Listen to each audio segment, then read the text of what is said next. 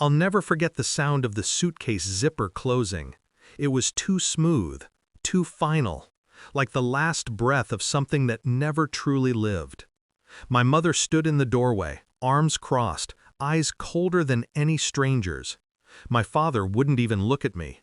And my sister, she just smirked from behind them, like she'd finally won a game I never agreed to play. "Your sister found a job," my mother said, voice sharp. "You're not doing anything with your life. We can't support a freeloader." Freeloader. The word hit me, but not the way they expected. I'd heard worse in boardrooms, from men twice their age with half their talent. Still, I packed my bags. Silently, calmly, because I already knew something they didn't. I owned the company she had just been hired by. Before the betrayal, my sister wasn't always like this. Growing up, she clung to me, afraid of the dark, afraid of being alone, afraid of not being good enough. I taught her things I knew she'd need one day: how to read people, how to stand her ground, how to demand her place instead of begging for it. I never imagined she'd use those lessons against me. But people change when they get a taste of worth they didn't earn. She had spent years drifting, blaming everyone but herself. The moment she secured a job, entry-level, barely above intern, she acted like she had ascended to royalty. I saw the shift immediately. Shorter talks, sharper words, little jabs that didn't land until the bruises started forming. And then the sabotage started. My parents didn't come to the conclusion that I was a freeloader on their own. No, that script had her handwriting all over it. The message that confirmed everything. The night before I was kicked out, she slipped up. A message flashed on my mother's phone when she asked me to bring it to her. "Just wait until tomorrow. Once he's out, I'll take care of everything." No context, no shame, nothing to hide. I put the phone down exactly where I found it.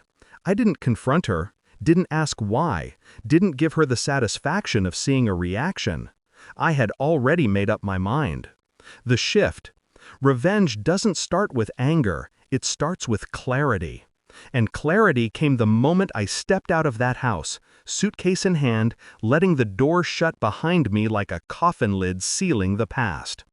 I walked into my apartment, one my family had no idea existed, sat down, and began drafting the audit request I'd been postponing. Her department had been under review anyway. She had joined at the worst time. Perfect. I scheduled a department-wide restructuring announcement for the following morning. Mandatory attendance, all employees, including new hires. And I made sure her ID badge would only activate the elevator up to the executive floor, no lower. I wanted her to walk into my world the same way I walked out of our childhood home, unprepared. The confrontation. She entered the office the next morning with a swagger she hadn't earned. Her heels clicked across the marble floor like she owned the place, like she had conquered something by stepping on me. When she saw me sitting behind the desk, she laughed. "Are you here for a cleaning job?" Mocking, triumphant. I met her gaze with the calm I'd been sharpening all night. "No," I said, "I'm the CEO." Her face drained so fast it was almost art. Shock, realization, fear, all in one smooth collapse.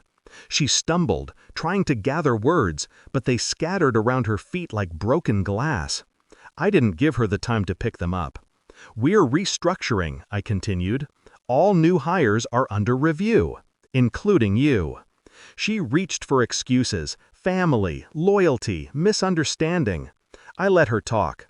Then, quietly, I placed her message, printed, highlighted, on the desk. The exact one she sent my mother. The color left her face entirely. "I don't mix personal and professional matters," I said, "but I do take note of character." She was terminated on the spot. Not dramatically, not loudly, just a single signature, a closed file, a security escort walking her out. The same way they escorted me out of my own home. The payoff. My parents called later, voicemail after voicemail, suddenly concerned, suddenly confused, suddenly willing to talk. I listened, then deleted every message. Revenge isn't about destroying someone, it's about restoring balance. I didn't crush my sister's life. I simply removed the pedestal she built from lies, entitlement, and a family too willing to believe the worst of me. Now, when I stand in my office and look out across the city, I feel something I haven't felt in years. Not anger, not bitterness, just freedom. They thought kicking me out would break me, but all it did was clear the path for me to rise alone, clean, unburdened, unafraid. And the silence they left behind? That's the sweetest part of the revenge.